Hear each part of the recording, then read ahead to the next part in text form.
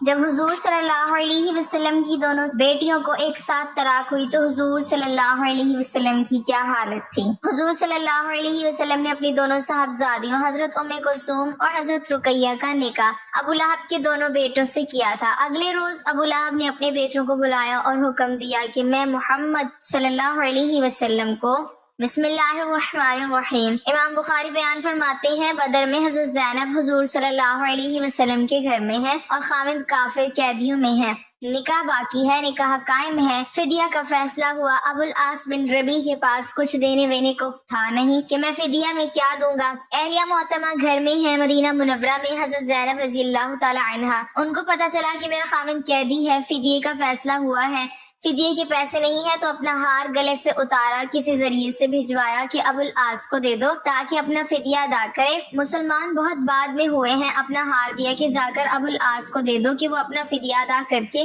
رہا ہو جائے گا۔ ابو العاص نے دیکھ لیا کہ میری بیوی کا ہار ہے، بیوی نے بھیجا ہے، تو وہ حضور صلی اللہ علیہ وسلم کی خدمت میں جب پیش کیا، اوہو حضور صلی اللہ علیہ وسلم کی تو آنکھیں بھر آئیں۔ یہ ہار اصل میں حضرت خدیجہ کا تھا، ام المومنین حضرت خدیجہ رضی اللہ تعالی عنہا کا ہار تھا جو انہوں نے شادی کے موقع پر بیٹی کو ہدیہ کیا تھا۔ تو حضور صلی اللہ علیہ وسلم کو وہ پرانا دور سارا یاد آ گیا کہ یہ تو خدیجہ کا ہار ہے، بیٹی کے پاس ہے، اب بیٹی نے خاوند کو بھیجا ہے آزاد ہونے کے لیے، تو حضور صلی اللہ علیہ وسلم نے سفارش کی۔ عام طور پر حضور صلی اللہ علیہ وسلم سفارشیں اس قسم کی نہیں کیا کرتے تھے۔ حضور نے فرمایا کہ دیکھو بھائی، یہ خدیجہ کا ہار ہے، بیٹی کے پاس ماں کی نشانی ہے، اگر تم اجازت دو تو یہ زینب کو واپس کر دوں۔ یا رسول اللہ، حاضر ہے، پیش کر دیں۔ جاہلیت کے زمانے میں کافر اور مسلم کا نکاح ہوتا تھا، بلکہ ایک اور واقعہ بھی بخاری شریف میں ہی ہے۔ حضور صلی اللہ علیہ وسلم ابو العاص کی بڑی تعریف کیا کرتے تھے کہ یہ بڑی زرعی جوان ہے، شریف جوان ہے، بڑی تعریف کرتے تھے کہ بڑا وفادار نوجوان ہے، حالانکہ کافر تھا، اس نے بھی پھر وفاداری نبھائی۔ خیر ایک دفعہ ابو العاص قیدی بن کر آئے، کسی مارکے میں قیدی ہو گئے کہ کافر تھے، لڑتے تھے، قیدی بن کر مدینہ منورہ آ گئے۔ نبی کریم صلی اللہ علیہ وسلم کا ضابطہ یہ تھا کہ فیصلہ ہونے تک قیدی کو مسجد کے ستون سے باندھ دیا جاتا تھا، ستون سے باندھ دیا کہ صبح فیصلہ کریں گے۔ بیوی کو پتہ چل گیا کہ میرا خاوند پکڑا ہوا آیا ہے اور ستون سے بندھا ہوا ہے، صبح اس کے مقدر کا فیصلہ ہونا ہے، فیصلہ قتل بھی ہو سکتا تھا، فیصلہ رہائی بھی ہو سکتی تھی، فیصلہ جرمانہ بھی ہو سکتا تھا، فیصلہ کچھ بھی ہو سکتا تھا۔ بخاری شریف کی روایت ہے کہ صبح نماز کے بعد زینب رضی اللہ تعالی عنہا گھر سے آئیں، دروازے کے اوٹ میں کھڑی ہوئی، یا رسول اللہ، اس قیدی کو میں نے پناہ دے دی ہے۔ قیدی کون ہے؟ خاوند ہے۔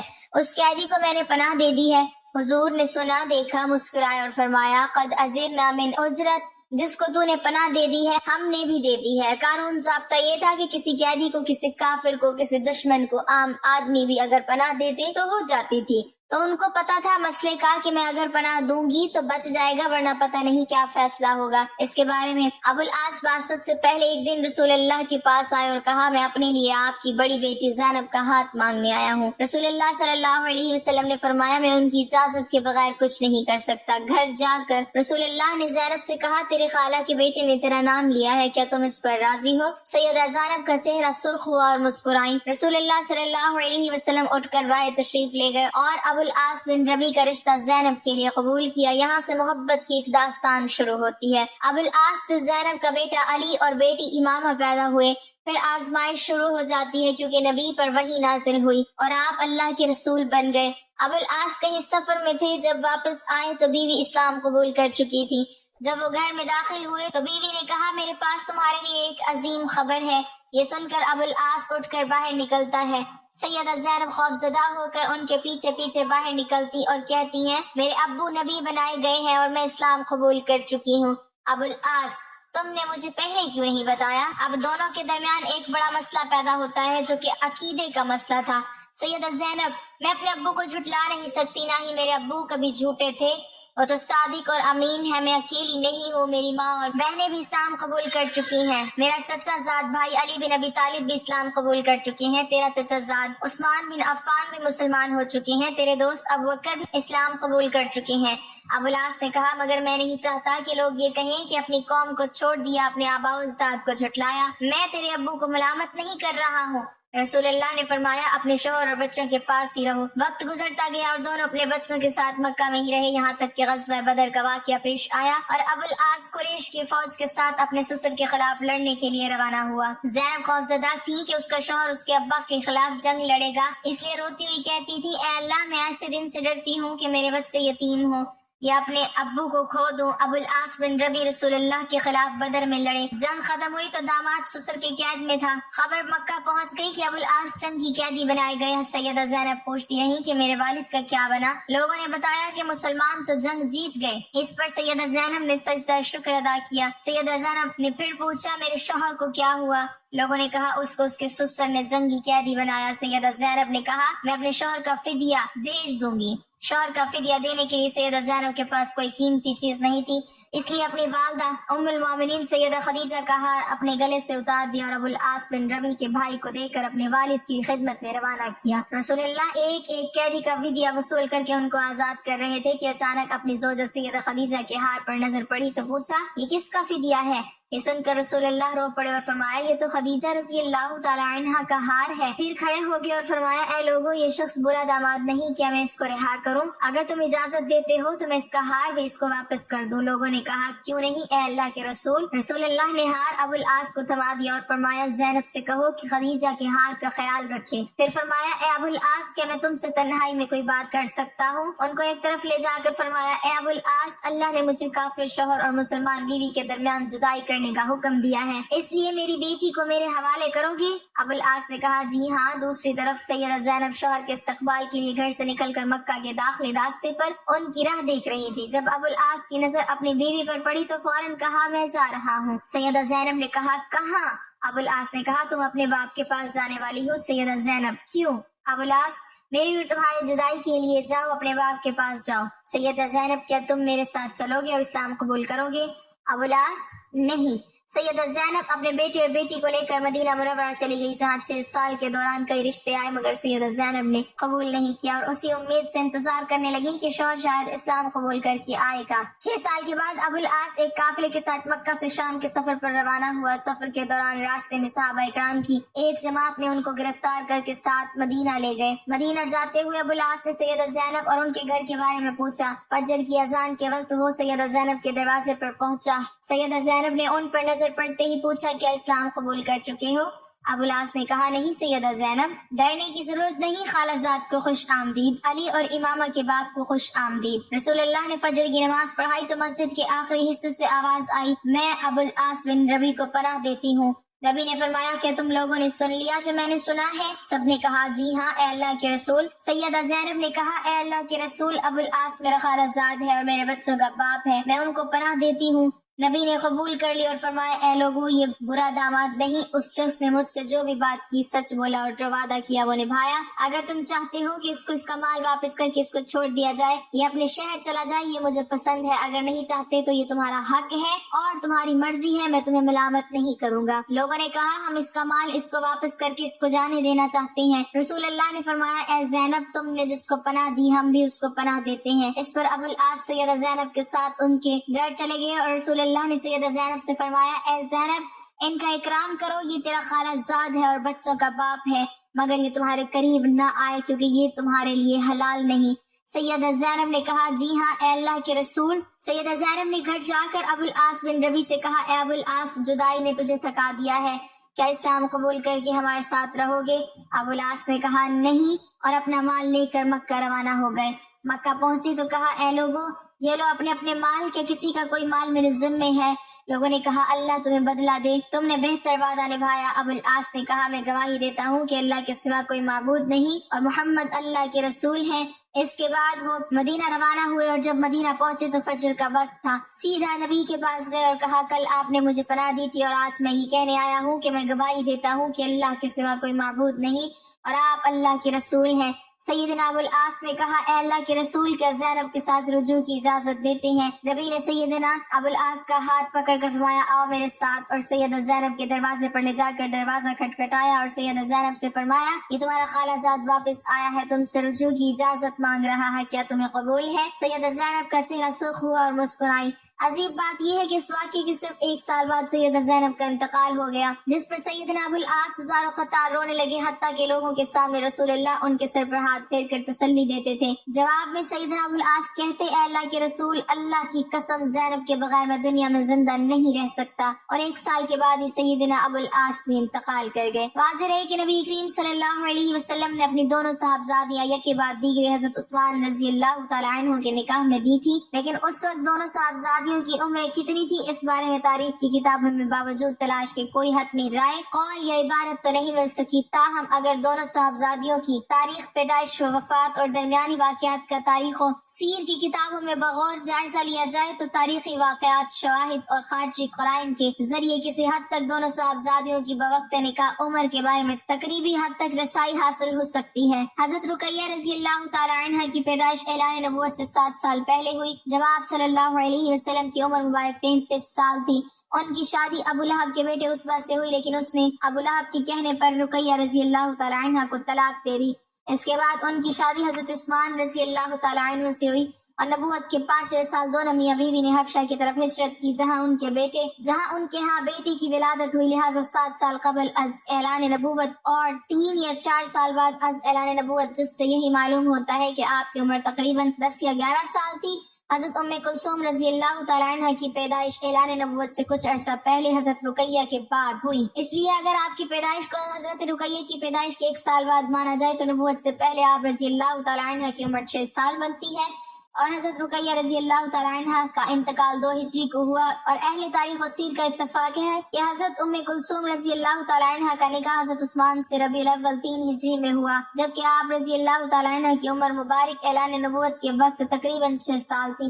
اس کے بعد 13 سال مکہ میں اور 3 سال بعد از ہجرت، تو یہ کل ملا کے 22 سال بنتے ہیں، جس سے یہی معلوم ہوتا ہے کہ آپ رضی اللہ تعالیٰ عنہ کا نکاح جب حضرت عثمان رضی اللہ تعالیٰ عنہ سے ہوا تو اس وقت آپ کی عمر تقریباً 22 سال تھی۔ آخر حضور صلی اللہ علیہ وسلم کی 2 بیٹیوں کو ایک ساتھ طلاق کیوں دی گئی؟ ناظرین، ایک باپ سارے غم برداشت کر سکتا ہے، لیکن جب اس کی جوان بیٹیوں پر کوئی مصیبت آئے اس بوڑھے باپ کو توڑ کر رکھ دیتی ہے۔ حضور صلی اللہ علیہ وسلم نے جب طائف کی وادی میں کافروں کے پتھر کھائے تب بھی آپ نے کسی کو بد دعا نہ دی۔ جنگ احد میں آپ صلی اللہ علیہ وسلم کو کافروں نے اوپر سے نیچے گرایا تب بھی آپ نے کسی کو بد دعا نہ دی، لیکن جس وقت حضور صلی اللہ علیہ وسلم کی دونوں بیٹیوں کو اچانک طلاق دی گئی تو آپ صلی اللہ علیہ وسلم بیٹیوں پر آنے والے اس غم کو برداشت نہ کر سکے اور طلاق دینے والے اس ظالم انسان سے کہا کہ جا، میں تجھے بد دعا دیتا ہوں کہ اللہ تجھ پر اپنا کوئی کتا مسلط کر دے۔ ناظرین، یہ واقعہ حضور صلی اللہ علیہ وسلم کی 2 بیٹیاں حضرت رقیہ اور حضرت ام کلثوم کا ہے کہ جن کی شادی حضور صلی اللہ علیہ وسلم نے نبوت کے اعلان سے پہلے اپنے چچا ابو لہب کے 2 لڑکے عتبہ عتیبہ سے کر دی تھی، لیکن جب حضور صلی اللہ علیہ وسلم نے اپنی نبوت کا اعلان فرمایا تو آپ کے گھر والے ہی آپ کے دشمن بن گئے، اور اسی دشمنی میں حضور صلی اللہ علیہ وسلم کی دونوں بیٹیوں کو طلاق دے دی گئی۔ اس کا مکمل واقعہ کچھ اس طرح ہوا کہ جب آپ صلی اللہ علیہ وسلم کی دعوت تبلیغ سے اسلام تیزی سے پھیلنے لگا تو مکہ کے کافروں کی نیندیں اڑ گئیں اور انہیں کسی پل بھی سکون نہ ملتا۔ وہ ایسے موقع کی تلاش میں رہتے کہ جب وہ حضور صلی اللہ علیہ وسلم اور غریب مسلمانوں کو تکلیف دے کر انہیں اسلام چھوڑنے پر مجبور کر سکے، یہاں تک کہ ان ظالموں نے حضور صلی اللہ علیہ وسلم کے قتل کا منصوبہ بنا رکھا تھا، لیکن اللہ تعالیٰ نے حضور صلی اللہ علیہ وسلم کی مدد فرمائی اور ان ظالموں کی سازشوں کو ناکام کر دیا۔ مکہ کے کافروں نے بیچارے کمزور مسلمانوں کو اپنا نشانہ بنایا اور ان کو تڑپا تڑپا کر دل کی بھڑاس نکالنے لگے۔ اس کام میں مکہ والے تنہا نہ تھے بلکہ بہت سے دوسرے قبیلے والے بھی ان کا ساتھ دیا کرتے تھے۔ دن بدن ان کے ظلم و ستم بڑھتے ہی جا رہے تھے۔ ان میں کچھ ایسے بھی بے رحم تھے کہ جن کے سینوں میں دل ہی نہیں تھا بلکہ پتھر کے ٹکڑے تھے۔ ان لوگوں نے بے بس مسلمانوں کو قید کر کے بہت مارا پیٹا، انہیں بھوکا پیاسا رکھا، مکہ کی تپتی ریت پر لٹا کر لوہے کے گرم سلاخوں سے داغا۔ انہی بے بس مسلمانوں میں حضرت عمار بن یاسر تھے کہ جن کو مکہ کے ظالم لوہے کی زرہ پہنا کر دھوپ میں لٹا دیتے اور اس تپتی زمین پر انہیں اتنا زیادہ مارتے کہ وہ بے ہوش ہو جاتے۔ انہی کمزور مسلمانوں میں حضرت خباب بن ارت رضی اللہ تعالیٰ عنہ بھی تھے کہ جن کے سر کو لوہے کی گرم سلاخوں سے داغا جاتا۔ ایک دن تو ظالموں نے حد کر دی کہ کوئلہ دہکا کر اس پر حضرت خباب کو چت لٹا دیا اور یہاں تک کہ وہ کوئلہ ان کے خون سے ٹھنڈا پڑا۔ انہی مظلوم مسلمانوں میں حضرت بلال حبشی رضی اللہ تعالیٰ عنہ بھی تھے کہ جو امیہ بن خلف کے غلام تھے۔ جب حضرت بلال رضی اللہ تعالیٰ عنہ نے اسلام قبول کیا تو ان کے مالک نے ان کو کھانا پانی بند کر دیا، اور پھر جب حضرت بلال بھوک پیاس سے بے حال ہو جاتے تو ٹھیک دوپہر کے وقت وہ ظالم حضرت بلال پر گرم تپتی چٹان رکھ کر انہیں دھوپ میں لٹا دیتا تاکہ وہ اسلام کو چھوڑ دے، لیکن حضرت بلال رضی اللہ تعالیٰ عنہ ان سبھی تکلیفوں کو برداشت کرتے اور اپنی زبان سے صرف ایک ہی لفظ کہتے کہ میرا اللہ صرف ایک ہے، اس کے علاوہ کوئی دنیا کا مالک نہیں۔ حضور صلی اللہ علیہ وسلم جب بھی حضرت بلال کے پاس سے گزرتے تو ان کی ایسی تکلیفیں دیکھ کر آپ صلی اللہ علیہ وسلم کی آنکھوں میں آنسو بھر آتے اور پھر حضرت بلال سے فرماتے کہ اے بلال صبر کرنا، اللہ تمہیں اس کا بہتر بدلہ عطا فرمائے گا۔ بات یہاں تک نہ تھمی بلکہ ایک دن آپ صلی اللہ علیہ وسلم کی دو بہت چہیتی بیٹیاں حضرت رقیہ حضرت ام کلثوم کو بھی اچانک طلاق دے دی گئی تاکہ آپ صلی اللہ علیہ وسلم پوری طرح ٹوٹ جائیں اور اسلام کی دعوت دینا چھوڑ دیں، کیونکہ جب حضور صلی اللہ علیہ وسلم نے کھلے طور پر اپنے نبی ہونے کا اعلان فرمایا تو ابو لہب نے حضور صلی اللہ علیہ وسلم کو گالیاں دینا شروع کر دی اور کہنے لگا اے محمد تیرا برا ہو تو اس پر اللہ نے قرآن کی آیتیں نازل کرتے ہوئے فرمایا کہ برا تو ابو لہب کا ہوگا۔ رقیہ ام کلثوم رضی اللہ تعالی عنہا آپ صلی اللہ علیہ وسلم کے بیچ کی دو بیٹیاں تھی، یہ ابو لہب کے دونوں بیٹوں عتبہ اور عتیبہ کے ساتھ نکاح کے رشتے میں تھی۔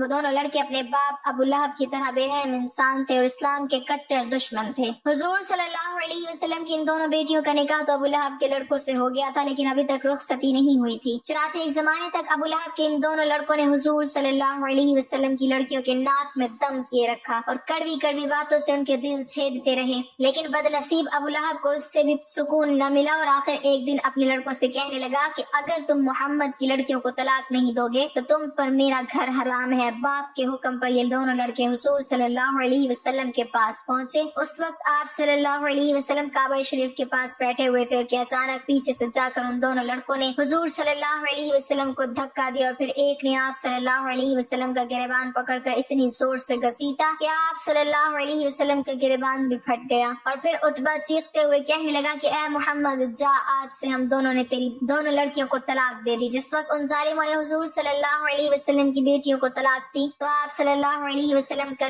دل ٹوٹ کر رہ گیا۔ جب طائف کی وادی میں آپ صلی اللہ علیہ وسلم پر ظالموں نے پتھر برسائے تھے تب بھی آپ نے کسی کو بد دعا نہ دی تھی۔ جب جنگ احد کے موقع پر آپ صلی اللہ علیہ وسلم اوپر سے نیچے گرے تھے تب بھی آپ نے کسی کو بد دعا نہ دی، لیکن جس وقت ابو لہب کے ان دونوں لڑکوں نے آ کر حضور صلی اللہ علیہ وسلم کی بیٹیوں کو طلاق دی تو بیٹیوں پر پڑنے والا یہ غم آپ صلی اللہ علیہ وسلم برداشت نہ کر سکے اور کہنے لگے کہ اے عتبہ جا، میں تم دونوں کو بد دعا دیتا ہوں کہ اللہ تم پر اپنا کوئی کتا مسلط کر دے۔ اور پھر حضور صلی اللہ علیہ وسلم کی بد دعا کا اثر ایسا ہوا کہ ایک روز ابو لہب کا یہ لڑکا ایک قافلے کے ساتھ شام شہر کی طرف تجارت کے لیے جا رہا تھا تو رات میں ایک جگہ اچانک شیر آ گیا۔ اس نے قافلے کے سبھی لوگوں کو سونگا لیکن کسی سے کچھ نہ بولا، لیکن جب عتبہ کے پاس پہنچا تو اسے سونگتے ہی اس پر حملہ بول دیا اور چیر پھاڑ کر اس کے جسم کے ٹکڑے کر دیے۔ جب ابو لہب کے دونوں بیٹوں نے حضور صلی اللہ علیہ وسلم کی بیٹیوں کو طلاق دے دی تو آپ صلی اللہ علیہ وسلم نے اپنی بڑی بیٹی کی شادی حضرت عثمان رضی اللہ تعالیٰ عنہ سے کر دی، لیکن کچھ دنوں بعد جب حضور صلی اللہ علیہ وسلم کی اس بڑی بیٹی کی وفات ہوئی تو آپ صلی اللہ علیہ وسلم نے اپنی دوسری بیٹی کی بھی شادی حضرت عثمان رضی اللہ تعالیٰ عنہ ہی سے کر دی، اس لیے حضرت عثمان کو ذو النورین کہا جاتا ہے، مطلب انہیں حضور صلی اللہ علیہ وسلم کے گھرانے کے دو نور حاصل ہوئے۔ واقعہ کچھ اس طرح ہے کہ ایک مرتبہ ابو لہب کے بیٹی عتبہ نے نبی کریم صلی اللہ علیہ وسلم کی شان اقدس میں انتہا درجے کی گستاخی کرتے ہوئے غلیظ زبان استعمال کی، حتیٰ کہ یہ بدبخت آقا دو جہاں نبی پاک صلی اللہ علیہ وسلم پر جھپٹ پڑا اور آپ صلی اللہ علیہ وسلم کے کرتا مبارک کو پھاڑ ڈالا۔ عتبہ ابو لہب کی اس حرکت سے نبی کریم صلی اللہ علیہ وسلم کے قلب اطہر کو شدید صدمہ پہنچا اور آپ صلی اللہ علیہ وسلم کی مبارک زبان سے الفاظ ادا ہوئے، اے اللہ اپنے کتوں میں سے کسی کتے کو اس پر مسلط فرما دے۔ اللہ کے محبوب نبی صلی اللہ علیہ وسلم کی زبان مبارک سے ادا ہونے والا ہر لفظ پتھر پر لکیر کی مانند ہوتا ہے، یعنی کہ اللہ رب العزت اپنے محبوب نبی صلی اللہ علیہ وسلم کی بات کو ہر صورت پورا فرماتا ہے۔ اس بات سے مشرکین بھی اچھی طرح واقف تھے کہ آپ صلی اللہ علیہ وسلم نے جو فرمایا ہے وہ پورا ہو کر رہے گا، لیکن ان کی عقلوں پر پردہ پڑا ہوا تھا۔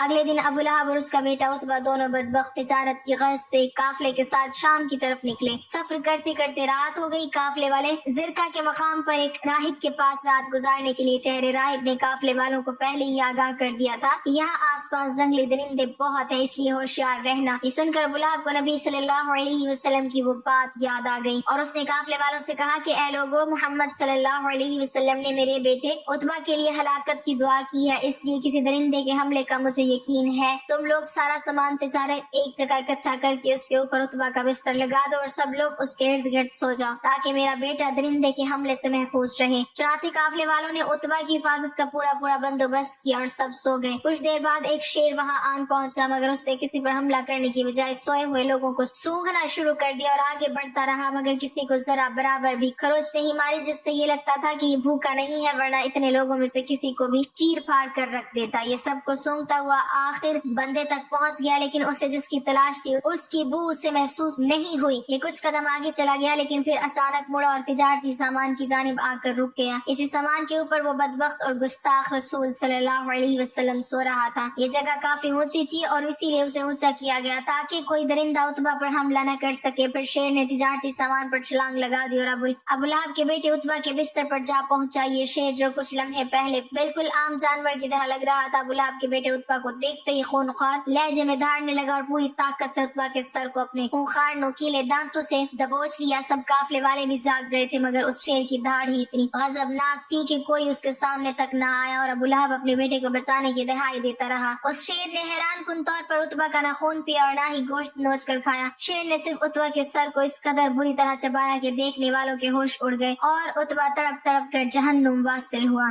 इसके बाद भी उस शेर ने किसी और को नुकसान न पहुंचाया और अचानक वहां से चला गया। बाद में लोगों ने उस शेर को तलाश किया, मगर कुछ भी न पता चल सका कि आखिर ये शेर कहां से आया था और किधर गायब हो गया। नाज़रीन, नबी करीम सल्लल्लाहु अलैहि वसल्लम के गुस्ताखों को अल्लाह रब्बुल इज्जत इस दुनिया में ही सबक सिखा देता है, आखिरत का अजाब तो अभी बाकी है। तारीख गवाह है कि जिस किसी बदबख्त ने प्यारे आका सल्लल्लाहु अलैहि वसल्लम की नामूस रिसालत को पामाल किया, उसका अंजाम इबरतनाक हुआ और उतबा का सर चबाने वाले शेर जैसे शेर आते रहे हैं और रहेंगे इंशाअल्लाह। अल्लाह पाक हमें नबी करीम सल्लल्लाहु अलैहि वसल्लम से सच्ची मोहब्बत रखने की तौफीक अता फरमाए और हमें नेकोकारों में शामिल करे, आमीन। नाजरीन, कमेंट बॉक्स में अल्लाह ताला के 99 नामों में से एक नाम जरूर टाइप करें।